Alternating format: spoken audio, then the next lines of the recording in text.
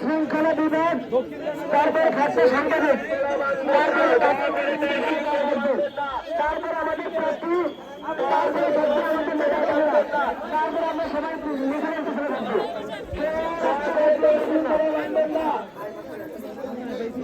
ভাই এদিক দিয়ে কোনো লোক বাড়ি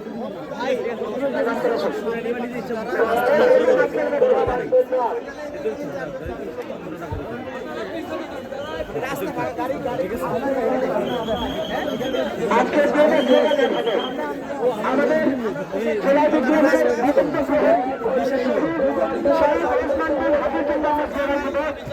তার হত্যার দাবির জন্য